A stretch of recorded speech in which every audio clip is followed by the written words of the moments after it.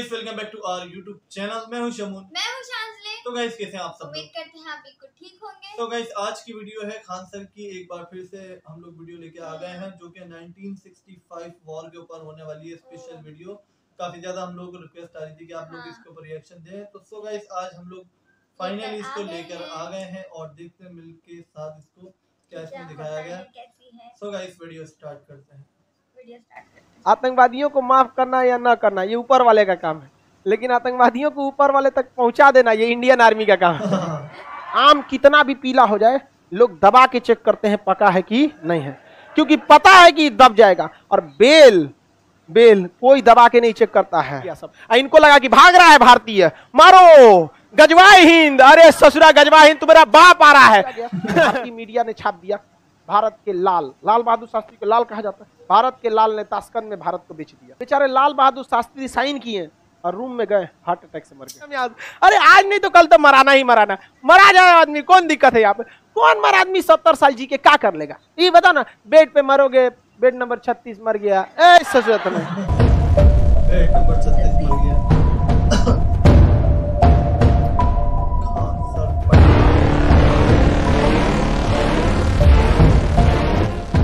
1947-48 देश जैसे आजाद हुआ, ये कबायली के भेष में भारत में घुस गए। हरी सिंह की बेवकूफ़ी, शेख अब्दुल्ला की मतलब चलाकी या धूर्तई कहिए, जो भी, उसमें इन्होंने उस बहकामे में फंस गए। इनका अपना बुद्धि काम करना चाहिए था। इन्होंने स्वतंत्र रहने का प्रस्ताव रख दिया, जिस कारण वहाँ पर कबायलियों के भेष में, यानी वहाँ के कबायली, वहाँ के जनजाति होते हैं लोग, भेड़ बकरी चराते हैं, उसके भेष में पाकिस्तानी सैनिक घुस गए और भारत में जैसे आए इनको यहाँ से जन्नत भेज दिया गया। यहाँ पर भारतीय सेना क्या भेज दी?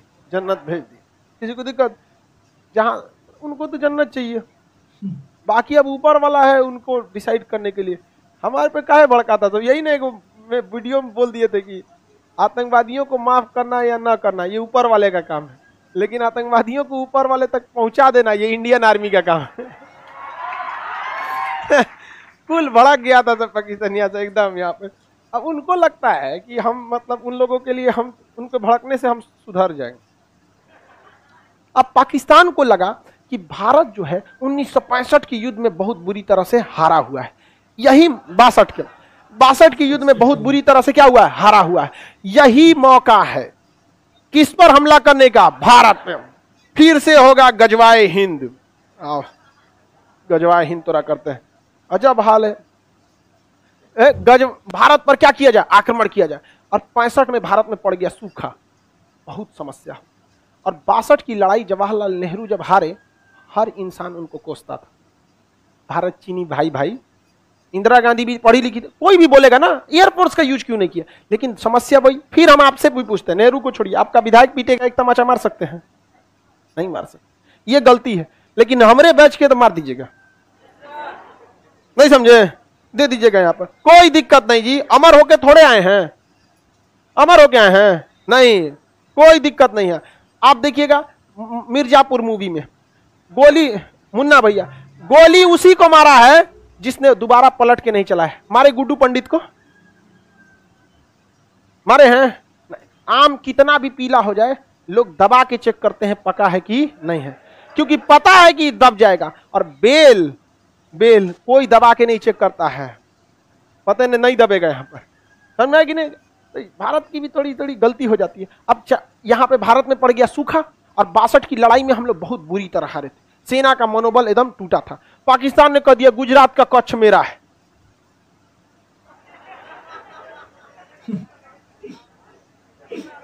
यहां पे घुस गया सब पाकिस्तान वाला, यहां पर घुस गया। अरे बलवंत राय मेहता का जहाज मार के गिरा दिया सब।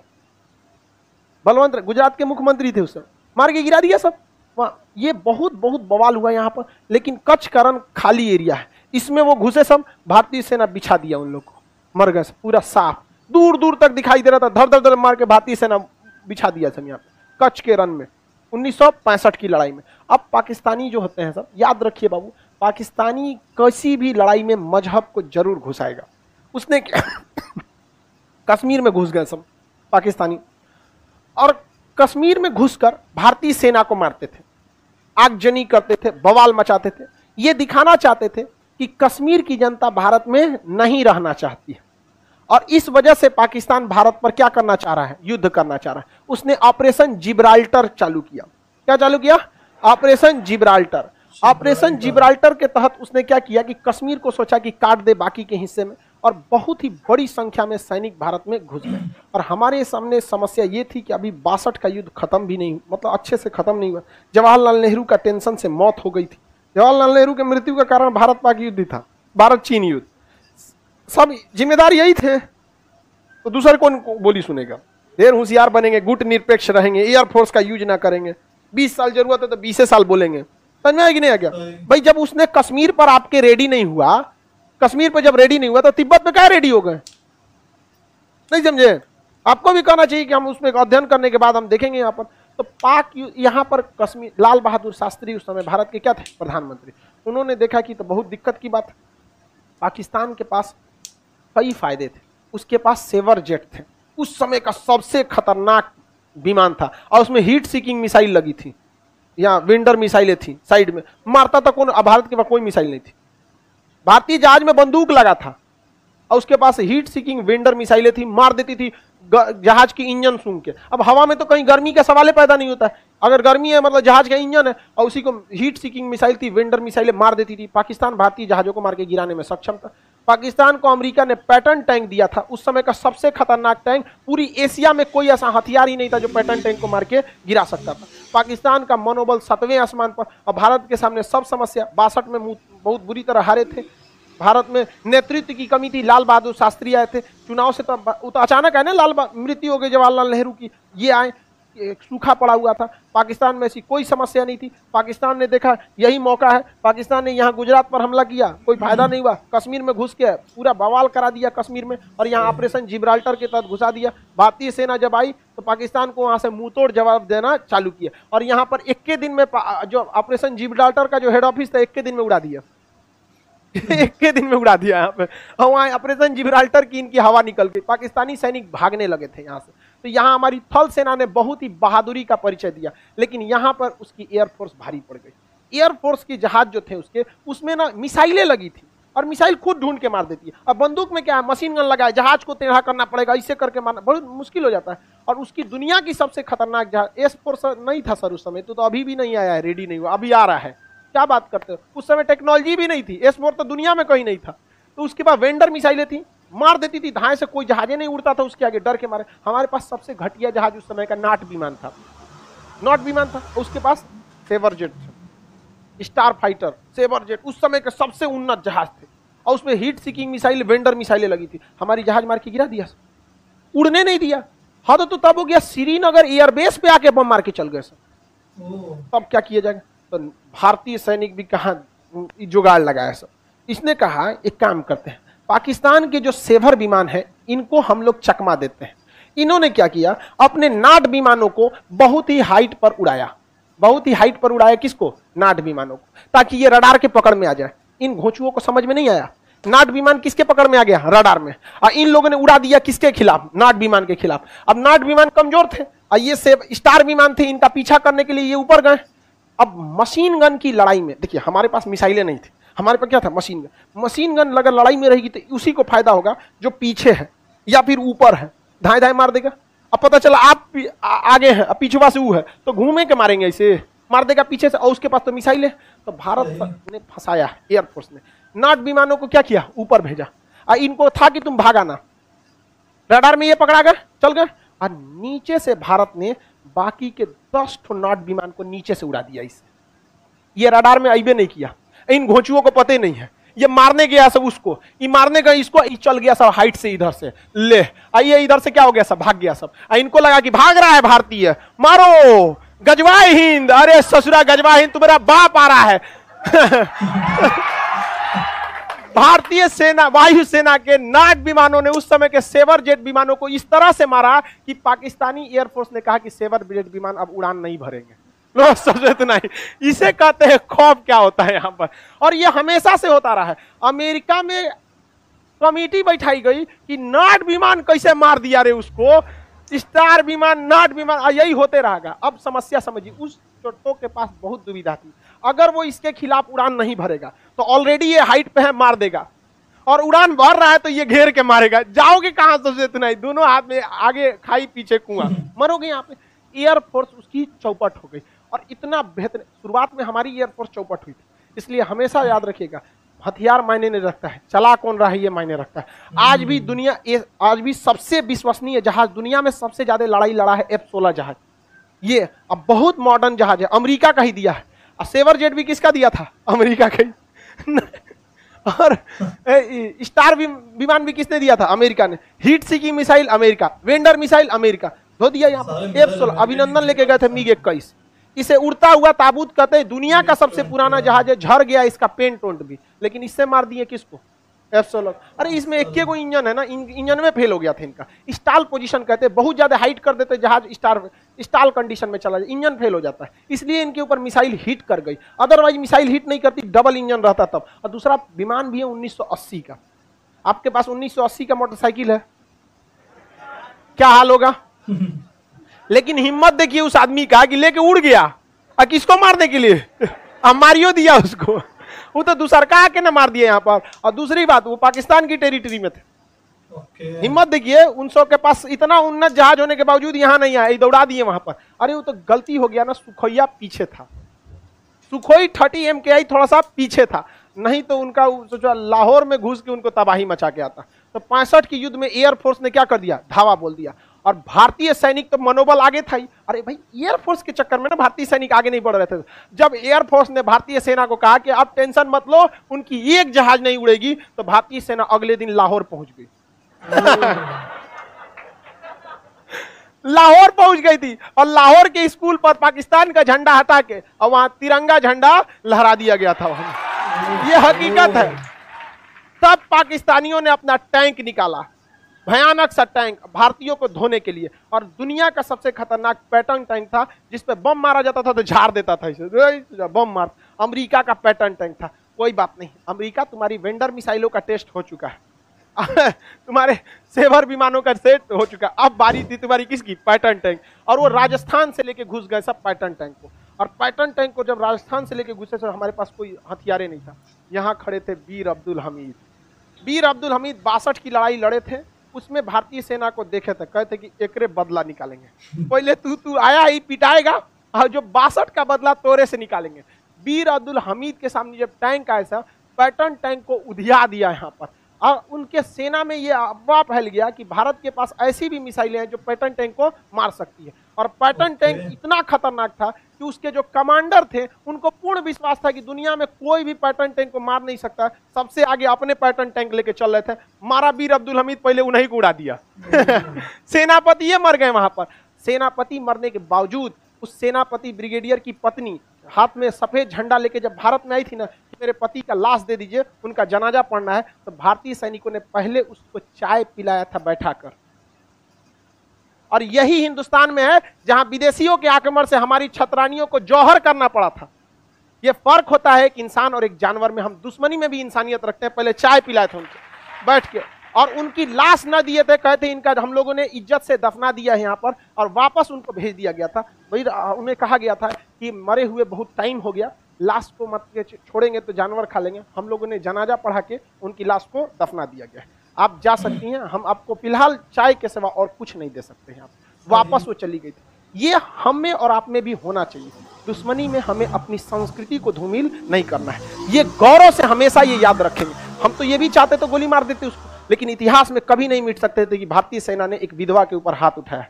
कभी नहीं हो सकता। तो इस बात में हमें गर्व होना चाहिए, और हमें इस संस्कृति को हमेशा से बचा के रखें। उसके बाद अगले दिन से तो वीर अब्दुल हमीद के जो गोले बरसने लगे थे, तो वहां पे आरसीएल गन था। वो मतलब बहुत नॉर्मल बंदूक होता, टैंक को नहीं मार सकता था, लेकिन हर टैंक का कुछ कमजोर हिस्सा होता था, वहां वो हमला करते थे। लेकिन किस्मत कुछ और मंजूर था। भारतीय सेना का टैंक और वीर अब्दुल हमीद की आरसीएल जीप और पैटर्न टैंक आमने सामने हो गए। दोनों ने एक साथ गोला मार दिया। यहाँ पर यहाँ वीर अब्दुल हमीद के चिथड़े उड़ गए। उनकी बॉडी भी अच्छे से नहीं मिली थी, कुछ टुकड़े बचे थे, वहीं उन्हें शहीद में दफना दिया गया।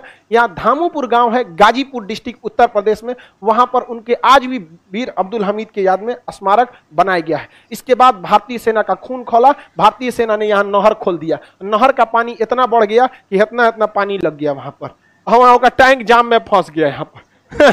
और उसके बाद हाल ये हुआ कि भारत ने 100 टैंक को मारकर गिरा दिया। इतिहास में पूरी एकमात्र भारत पाकिस्तान का सीमा है जहां आदमी का नहीं टैंकों का कब्र बना हुआ है। टैंक अभी भी है, टैंक का कब्र बना हुआ है, वहां स्पष्ट टैंक के लिखा हुआ है, पाकिस्तानी टैंक नंबर प्लेट के साथ। आके ले जाओ यहां पर, इतना ढूंढ के रख दिया था यहां पर। तो अब इसके बाद बच गई नेवी। तो नेवी के पास एक ऐसी जहाज थी, पानी वाली जहाज, जो बहुत सटीक मिसाइल मारती थी, लेकिन उसका ज्यादा रेंज नहीं था, जिसे कॉर्बेट कहते हैं, ज्यादा रेंज नहीं था। अब उसको कराची बंदरगाह तक ले कैसे जाए? तो भारत वालों को जुगाड़ का कमी है, यहाँ गाड़ी का इंजन फेल होता है, बांध के ले जाता है। तो भारतीय नौसेना ने उस मिसाइल मारने वाले जहाज को बांध के ले गए थे सब। कहां पर? कराची बंदरगाह पर। और कराची बंदरगाह के जितने भी जहाज थे सबको मार दिया था। पाकिस्तानी नेवी ने आदेश दिया अपनी नौसेना को कि समुद्र में मत जाओ, समुद्र में मत जाओ। रूस के थल नौसेना प्रमुख माथा पीट रहे थे कि यार मारा कैसे उसको, क्योंकि ये मिसाइल रक्षा करने के लिए। अब S-400 किस लिए है? रक्षा करने। अब ओकरा कोई ले जाके दूसरे पे हमला कर दे तो रूस नहीं करे, ये का किया रे तुम यहाँ? रक्षा करने वाला ना मिसाइल है कि तुम्हारे ऊपर कोई मारेगा तुम मारना। कहे हम बता रहे ना कैसे बांध के ले गए थे और वहां ले जाके खड़ा कर दिए, और इसके और आया तो मार के गिरा दिया, सर मार के धो दिया। पाकिस्तानी नेवी का हालत खराब हो गया। कराची बंदरगाह से भाग गए थे वो लोग, ग्वादर बंदरगाह पे छोड़ के, कहा कि भाड़ में जाओ। एयरफोर्स मराई, नेवी मराई, थल सेना मराई, सब मराई, फिर भी इन्हें गजवाए हिंद चाहिए। अरे चट्टो कहीं के, तुमको कौन समझाए यहाँ पर। इसके बाद लाल बहादुर शास्त्री, रूस जो था ये नहीं चाहता, क्योंकि अमेरिका और रूस के बीच में विवाद चल रहा था उस समय। सेम क्यूबा संकट चल रहा था। क्या चल रहा था? क्यूबा संकट। क्यूबा कहाँ है? अमेरिका के पास है। क्यूबा संकट चल रहा था। लगने तो यहाँ पे अभी मार चल रहा है, यहाँ खत्म कैसे? तो मार जब तक खत्म नहीं होगा तब तक। हमको लगता है हमको सेना में छाटा था सब इसीलिए। बोलता है तुम बहुत बोलता है। हम रहते हैं वहां पे ना, हम मार करा दिए रहते हैं। बाढ़ में जो सोचा कूद जाते हैं, हम मराते तो पीछे सेना आईबे करती, आई हो गया, जम गया, बजर गया, यहाँ पे बात खत्म। यहाँ अरे आज नहीं तो कल तो मराना ही मराना, मरा जाए आदमी, कौन दिक्कत है यहाँ पे? कौन मर आदमी 70 साल जी के क्या कर लेगा? ये बता ना, बेड पे मरोगे, बेड नंबर 36 मर गया, ऐसा जरूरत नहीं। क्या फायदा है यहाँ पे बुढ़ौती में मर के? पतो अगर आएगी बुढ़ा मरता नहीं है यहाँ। बेहतरीन है ना यहाँ पे, वो जवानी जवानी नहीं जिसकी कोई कहानी न हो। मार तो चीन चाहता नहीं था। सुनिए ध्यान से, यहां पर था क्यूबा संकट। यहाँ क्या था? क्यूबा। रूस ससुरा यहां आके परमाणु बम लगा दिया था। किसको मारने के लिए? अमेरिका को। और अमेरिका तुर्की में आके परमाणु बम लगा दिया। किसको मारने के लिए? रूस। अल्लाह, तृतीय विश्व युद्ध की तैयारी चल रही थी। अब रूस चाहता था कि दूसरे जगह पे युद्ध ना हो। पाकिस्तान किसका साथ दे रहा था? अमेरिका किसका साथ? पाकिस्तान। रूस किसका साथ दे रहा? भारत। तो इन दोनों के बीच में ताशकंद में समझौता बुलाया गया। भारत लाहौर तक कब्जा कर लिया था। ताशकंद समझौता में रूस ने भारत का साथ नहीं दिया, वो केवल कॉम्प्रोमाइज कराना चाहता था। और लाल बहादुर शास्त्री पर सारे लोगों पर दबाव बनाया गया, इतना दबाव बनाया गया, कई बार ऐसे भी हो गया आपको बैठा के बीच पूरा गांव दबाव बनाएगा, मजबूरी में साइन करना पड़ेगा। ताशकंद समझौता साइन किया गया और कहा गया कि जो जहां पे कब्जा किया है वापस लौटे। तो पाकिस्तान से कब्जा कौन सी हुआ था? और हम लोग से लाहौर। और हमारे सैनिक भी ज्यादा शहीद हुए थे। भाई हर युद्ध की कीमत चुकानी पड़ती है यहाँ पे। तो हमारे शहीद, जो हमारे सैनिक शहीद हुए उनके लिए एक संवेदना होती है, लेकिन हाँ मरेंगे तो आपकी मृत्यु हो जाएगी, शहीद होंगे अजर अमर रहेंगे। हमारे सैनिक कभी नहीं मरे, वो शहीद हुए, अजर अमर रहे यहाँ पे। तो हमारे सैनिकों ने शहादत दी थी, हमें लॉस हुआ था। हम कराची तक, हम लोग लाहौर तक चले गए थे, युद्ध नहीं खत्म हुआ रहता ना, बीच में समझौता नहीं होता, हेल के हम लोग तो ईरान घुस गए रहते यार, पाकिस्तान को हाथ छोड़ो ना यहाँ पर। तो बाद में समझौते से दोनों को अपना जगह वापस लौटाना पड़ा। जब साइन हो गया तब लाल बहादुर शास्त्री के ऊपर दबाव था, रूस का दबाव था, इनका दबाव, ये बेचारे साइन कर दिए कि अब हम लोग वापस लौटेंगे, अपनी सेना से लौटेंगे। और वह देखिए लाल बहादुर शास्त्री साइन करे ना करे, बीच में हस्तक्षेप होता, वापस लौटना ही पड़ता। थोड़ा समय लगता लेकिन लौटना पड़ जाता, क्योंकि यूएनओ ने कहता है कि आप दूसरे देश को कब्जा नहीं कर सकते। लेकिन लाल बहादुर शास्त्री को ये इतना जल्दबाजी में डिसीजन नहीं लेना पड़ा। लेकिन उस इंसान को समझिए जो अपने देश में नहीं है, दूसरे देश में, उज्बेकिस्तान में है, ताशकंद नामक शहर में बैठा है, पूरी दुनिया उस पर दबाव बना रही है, पागल हो जाएगा वो इंसान। और उसके ऊपर जब किया गया तो भारतीय मीडिया ने छाप दिया, भारत के लाल, लाल बहादुर शास्त्री को लाल कहा जाता है, भारत के लाल ने ताशकंद में भारत को बेच दिया। बेचारे लाल बहादुर शास्त्री साइन किए और रूम में गए, हार्ट अटैक से मर गए, वहीं मर गए। एकमात्र प्रधानमंत्री जिनकी मौत विदेश में हुई है। बहुत कीमत चुकाए हैं हम लोग इस देश के लिए। 62 की युद्ध नेहरू की जान ले गया, 65 का युद्ध, लाल 11 जनवरी 1966 को ताशकंद समझौता हुआ, हमारे लाल बहादुर शास्त्री की मृत्यु हो गई। वही व्यक्ति था कहने वाला जय जवान जय किसान। उनके कहने पर किसानों ने बमबारी के बीच भी हल नहीं रोका था। कश्मीर में खेती चालू थी, पंजाब में किसान खेती में लगा था, क्योंकि लाल बहादुर शास्त्री वो व्यक्ति था जिसने कहा था जय जवान जय किसान। किसानों ने कहा था कि अगर सैनिक बंदूक चला सकते हैं तो हम हल चलाएंगे, अगर हमारा हल रोकना है तो बंदूक रुकवाइए। ना हल रुकेगा ना बंदूक रुकेगी, हार तो होना फिक्स है। पाकिस्तान हार भी गया था, लेकिन यहां पर रूस हम लोग को अपना मित्र माना नहीं था। लेकिन 1966 के बाद रूस को लगने लगा कि नहीं, भारत किसका साथ देगा, रूस का। उसके बाद रूस हमारे फेवर में आया और 1971 में रूस ने माफी मांगा था, कहा था कि जो 65 में गलती हुई थी उसका सूद समेत 71 में लौटा देंगे। और 71 में जब अमेरिका अपना परमाणु बम लेके आया तब रूस पहले खड़ा हो गया, मार हमको यहाँ पे। तो कई अंतर्राष्ट्रीय संबंध बनते बिगड़ते रहते, ये छोटा मोटा सब्जेक्ट नहीं होता अंतर्राष्ट्रीय रिलेशन, इसमें हर तरह की आपको नॉलेज होना चाहिए। अब समय का अभाव है, नेक्स्ट बैच वाले तैयारी में हो गए सर। सो गाइस ये थी वीडियो और काफी ज्यादा इंफॉर्मेटिव हमारे लिए एक दफा दोबारा से थी। इससे पहले हम लोगों को 71 वॉर के ऊपर भी रिएक्शन की रिक्वेस्ट आई है, तो हमने बोला सबसे पहले 65 के ऊपर करते हैं, फिर उसके बाद 71 पे भी करेंगे। सो गाइस जहाँ तक कि इस वीडियो की बात है, काफ़ी ज़्यादा हम लोगों को नई चीज़ें जानने को एक बार फिर से मिली, क्योंकि इसमें जैसे बताया गया कि पाकिस्तान ने सबसे पहले अटैक किया अपना कौन से गुजरात साइड से नहीं, सिंध वाली साइड से कोई शहर बताया था, कोई एरिया वहाँ से किया। फिर कश्मीर में मूवमेंट चलाई, वहाँ पे जो है कब्जा किया, और शुरू में पाकिस्तानी एयरफोर्स भारी पड़ी, फिर जो है इंडियन एयरफोर्स आई, फिर वो जो पाकिस्तानी एयरफोर्स बाहर गई, और पूरा वो जो प्लेन का नक्शा बना के कि किस तरीके से पाकिस्तानी एयरफोर्स को जो है काबू में किया, किस तरीके से प्लान बनाया गया और क्या क्या हुआ वहाँ पे, सब चीज़ें बताई। और ये सारा फर्स्ट टाइम पता लगा वैसे ये जो प्लान का, क्योंकि ये तो इंडियन स्ट्रेटेजी थी ना, तो वो तो। और 65 में भी यार 65, 71 और कितने युद्ध हुए हैं। और 62 में उस टाइम पे जो है पाकिस्तान ने इसलिए हमला किया था, याद आया कि जो है उस टाइम पे 62 में जो है इंडिया की चाइना से जंग हुई थी। 3 साल बाद पाकिस्तान से दोबारा हो गई युद्ध शुरू।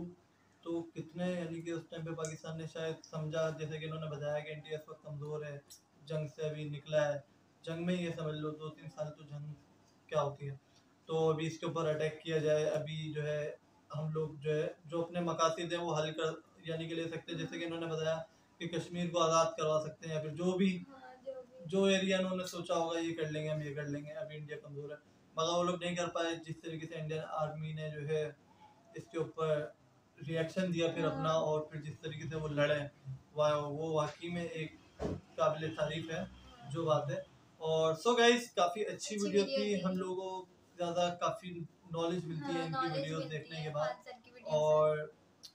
और कुछ अगर पॉइंट हमारा रह गया तो वो भी बता दो। काफ़ी लोग बोलते हैं आप लोगों ने इतनी बड़ी वीडियो में 2 बात के जो है आउट कर दिया, और कुछ वैसे काफ़ी बातें अगर हम निकालना चाहें तो निकाल सकते हैं, मगर वीडियो भी काफ़ी लंबी हो जाती है, तो इसलिए हम चाहते हैं कि थोड़ा शॉर्ट उसमें करें। बाकी जो मेन बातें थी वैसे तो हमने कर ही दी। और या वैसे तो युद्ध जो जंग है वो तो होनी नहीं चाहिए, मगर फिर भी जो हुई है 1971 में पाकिस्तान के जो है यानी कि बंटवारा हो गया था, उसके बाद बांग्लादेश बन गया। सो गाइस ये हुआ है सब। और मैं तो ये सोचता हूँ 47 में पाकिस्तान बना, उसके बाद 65 में ही वॉर, यानी कि 19 साल बाद वॉर, फर्स्ट वॉर। 71 में मुल्क के 2 टुकड़े हो गए। इंडिया तो चलो एक बहुत पुराना मुल्क है, सालों से चला आ रहा है। पाकिस्तान तो 47 में ही बना, तो पाकिस्तान की क्या उस टाइम पे लाइफ थी, 20 साल का 19-25 साल का एक समझ लो मुल्क था वो, जिसमें जो है जंगें छिड़ गई, फिर वो जो है अपना टुकड़े भी होगा, उसके 2 टुकड़े भी होगा। तो वो मेरे ख्याल से इतना पावरफुल क्या होगा वो कि इंडिया के सामने वो टिके।